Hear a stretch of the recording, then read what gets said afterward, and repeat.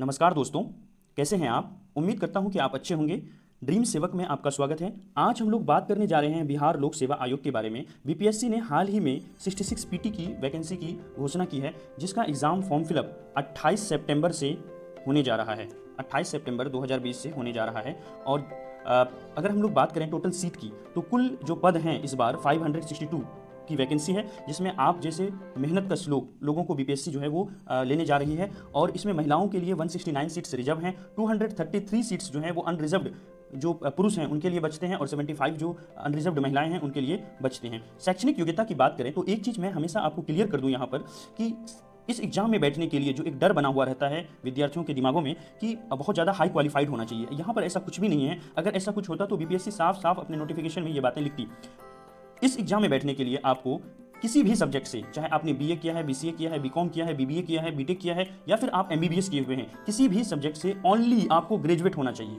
कोई भी high qualification यहाँ पर नहीं मांगी जा रही है। और इसमें परसेंटेज भी नहीं लिखा हुआ है कि आपको 99% मार्क्स होने चाहिए आपके पास। आपके अगर मिनिमम क्वालिफाइंग मार्क्स भी हैं तो भी आप इस एग्जाम में बैठ सकते हैं। आपने अगर 3rd डिवीजन किया है तब भी आप इस एग्जाम में बैठ सकते हैं। तो कभी कॉन्फिडेंस अपना लो नहीं कीजिएगा कि हमारे मार्क्स कम है तो मैं कैसे इस एग्जाम में बैठ सकता हूं। बीपीएससी में बैठने के लिए जो मिनिमम क्वालिफिकेशन होना चाहिए वो ग्रेजुएशन है, और परसेंटेज की कोई बात नहीं कही गई है। एक चीज़ हमेशा याद रखिएगा कि अगर आप बिहार में जाति के आधार पर आरक्षण लेना चाहते हैं तो इसके लिए आपको बिहार का मूल निवासी होना जरूरी है, या फिर अगर आपने डॉक्यूमेंट वेरिफिकेशन के टाइम में अगर आपने वहाँ पर डॉक्यूमेंट दिखाने में फेल रहे, आप अगर डॉक्यूमेंट सही समय पर नहीं बनवा सके, आपने अगर निवास प्रमाण पत्र नहीं जमा किया, तो आपको किसी भी तरह का आरक्षण नहीं मिलेगा। अगर आप उस कैटेगरी से होंगे तब भी नहीं मिलेगा।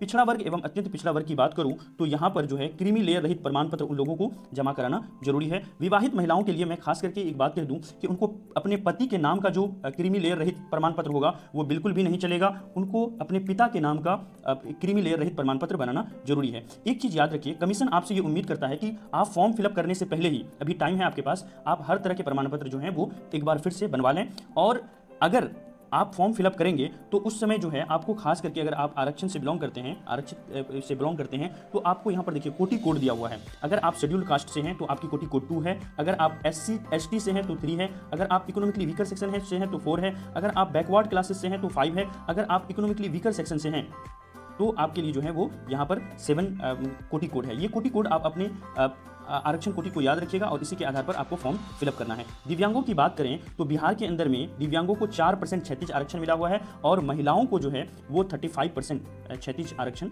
मिला हुआ है। उम्र सीमा की बात करें तो बीपीएससी के लिए कुछ ऐसी सर्विसेज हैं जिसके लिए 20 वर्ष न्यूनतम उम्र है, और कुछ ऐसी हैं जिनके लिए 21 वर्ष, और कुछ ऐसी भी सर्विसेज हैं जिसके लिए न्यूनतम उम्र जो है वो 22 वर्ष रखा गया है। अधिकतम उम्र जनरल कैटेगरी के पुरुषों के लिए अगर बात करूं तो 37 ईयर्स है।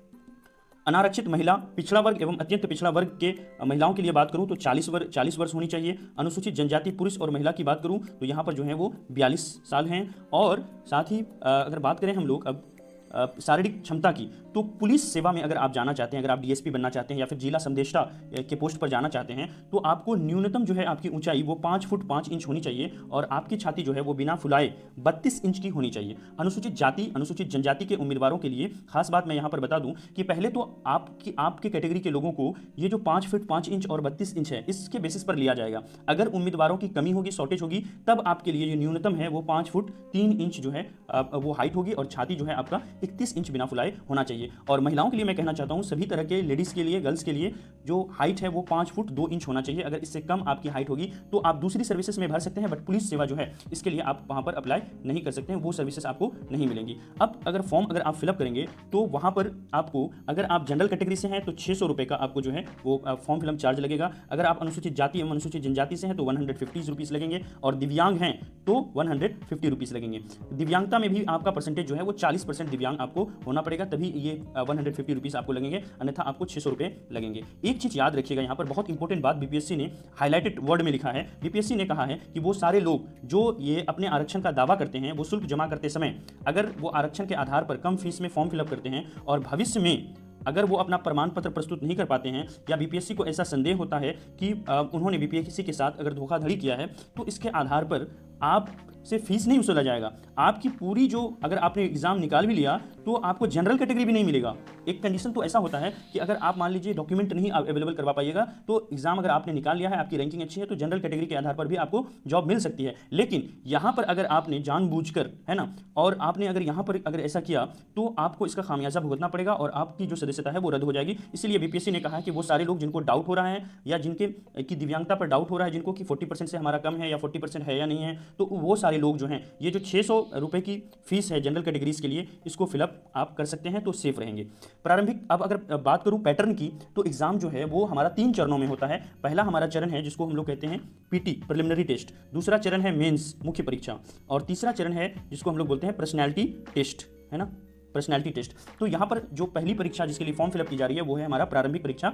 इसमें जो है केवल और केवल एक ही पेपर होता है। जैसे यूपीएससी के अंदर में होता है कि यूपीएससी में आपके 2 पेपर होते हैं। एक तो पेपर आपका होता है जनरल स्टडीज़ का और दूसरा पेपर होता है सीसेट का। लेकिन यहाँ पर ऐसा कुछ नहीं है, बस एक ही सिंगल पेपर होता है सामान्य अध्ययन जनरल स्टडीज़ का, जिसमें कुल 150 जो है 150 क्वेश्चंस होते हैं और माइनस मार्किंग यहाँ पर बिल्कुल भी नहीं होता है। तो ये सारी चीज़ें हैं। एक चीज़ और ध्यान में रखिएगा कि यहाँ पर माइनस मार्किंग नहीं होती है, 150 टोटल जो है अंक हैं। यहाँ पर देखिए, ये क्वेश्चन जो है वो सामान्य विज्ञान, राष्ट्रीय एवं अंतर्राष्ट्रीय महत्व के सामाजिक घटना यानी करंट अफेयर से पूछा जाएगा, भारतीय इतिहास, बिहार के इतिहास, सामान्य भूगोल, महत्वपूर्ण नदियां और राज्य व्यवस्था, आर्थिक व्यवस्था और जो भारत का राष्ट्रीय आंदोलन था, है ना, इंडियन नेशनल मूवमेंट, वहां से, और साथ ही साथ इंडियन नेशनल मूवमेंट में बिहार का क्या योगदान रहा है वो पूछा जाएगा। साथ ही सामान्य मानसिक योग्यता को जांचने के लिए ये सारी चीज़ें आपसे पूछी जाएंगी। एक चीज़ याद रखिएगा, ऐसा नहीं है कि इसमें बस आपको बस पास कर जाना है। इसमें पास करने के लिए भी आपको, अगर आप सामान्य वर्ग से हैं तो मिनिमम आपको 40% मार्क्स जो है वो लाना पड़ेगा। अगर आप जो है पिछड़ा वर्ग से हैं तो आपको 36.5% मार्क्स लाना पड़ेगा। अत्यंत पिछड़ा वर्ग से हैं तो 34% मार्क्स लाना पड़ेगा। प्रारंभिक परीक्षा हेतु ऑनलाइन आवेदन भरते समय मुख्य परीक्षा के लिए इच्छानुसार आपको वैकल्पिक सब्जेक्टों का, यानी जो ऑप्शनल सब्जेक्ट होता है, ऑप्शनल के लिए आपको अभी जब फॉर्म फिलअप करेंगे तो उसी टाइम जो है आपका इसको सबमिट करना पड़ेगा। तो यहाँ पर टोटल जो है 34 ऑप्शनल्स दिए हुए हैं। इसमें जो भी आपका, जिसमें आपकी पकड़ है या जिससे आपने ग्रेजुएशन किया है ना, जिसमें आप कॉन्फिडेंट हैं, उसको जो है आप सिलेक्ट कर लेंगे पीटी के फॉर्म भरते समय। यहाँ पर कुछ महत्वपूर्ण जो है वो दिन है, यहाँ पर महत्वपूर्ण जो है वो तिथि है। यहाँ पर देखिए, जो ऑनलाइन आवेदन है उसकी आरंभ जो है वो 28/9/2020 यानी आज से आप फॉर्म फिलअप कर सकते हैं बीपीएससी की, और अंतिम तिथि जो है बीपीएससी के फॉर्म फिलअप करने की वो 20 अक्टूबर रखा गया है। ओके। और यहाँ पर मैं फ़ोटो और साइन के बारे में थोड़ी सी बात आपको बता दूं कि फ़ोटोग्राफ जो है उम्मीदवार का, वो फ़ोटो आप जो है करंट फ़ोटो खिंचवा लीजिएगा, और साक्षर जो सिग्नेचर है वो हिंदी और अंग्रेजी में लगेंगे। फ़ोटोग्राफ जो है वो कम से कम 5 पीस, आप जो भी फ़ोटोग्राफ आप फिलअप कर रहे हैं, कम से कम 5 पीस फ़ोटोग्राफ जो है आप छपवा लेंगे। ये बीपीएससी आपसे उम्मीद कर रही है। एक चीज़ मैं आपको बता दूँ कि सिलेबस को लेकर के, कि टोटल जो सिलेबस है प्रिलिमिनरी टेस्ट का, उसका एक डिटेल्ड सिलेबस लेकर के मैं आप लोगों के समक्ष जो है नेक्स्ट वीडियो में हाजिर हूँगा। और उसमें हम लोग ना सिर्फ सिलेबस, बल्कि हम लोग सिलेबस के साथ साथ हम लोग स्ट्रेटजी पे भी बात करेंगे, है ना। सिलेबस साथ ही साथ इस एग्जाम में कैसे क्वालिफाइंग किया जाए, कैसे हम लोग 100 मार्क्स इसमें लेकर के आएँ पीटी के अंदर में, उस पर बात करेंगे। कम टाइम में कैसे किया जा सकता है ना, और 100% कैसे सक्सेस मिलेगा, इस पर हम लोग नेक्स्ट वीडियो में बात करेंगे। इस तरह के और भी वीडियोज़ के लिए आप हमारे चैनल को सब्सक्राइब कर सकते हैं, शेयर करें। Thank you so much, have a nice day.